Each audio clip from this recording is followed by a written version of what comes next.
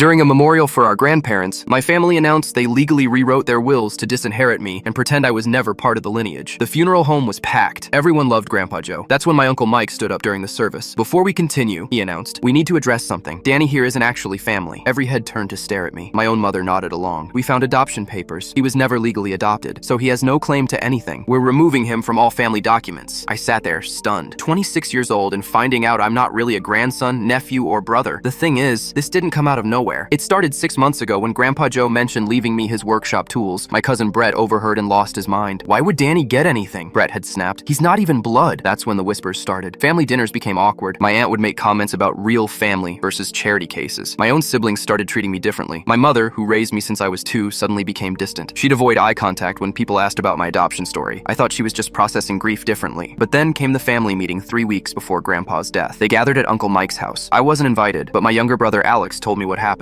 "They're saying you were never officially adopted," Alex said, looking uncomfortable. "That Grandpa Joe was just being nice all these years, but legally, you have no rights." "That's insane," I said. "Mom and Dad raised me. Grandpa treated me like every other grandkid." Alex shrugged. "Mike found some old paperwork. Says the adoption was never finalized. You were just placed with the family temporarily." The next few weeks were torture. Family members started acting weird around me. My cousin Sarah, who I'd been close with my whole life, stopped responding to texts. My aunt would change the subject whenever I joined conversations. At Grandpa's bedside during his final days, I noticed how they'd all cluster around his bed when I wasn't there. The moment I'd walk in, conversations would stop. They'd make excuses to leave. "They're planning something," I told my girlfriend Jessica. "I can feel it." "Maybe you're being paranoid," she said. "They're just dealing with grief." But I wasn't paranoid. The day before Grandpa died, I overheard Uncle Mike on the phone in the hospital hallway. "Once the old man's gone, we'll make it official," he was saying. "Danny's not entitled to anything. Never was. We've been too nice for too long." My stomach dropped. 24 years of birthday parties, Christmas mornings, family vacations, and they were calling it being too nice. The funeral planning was even worse. They assigned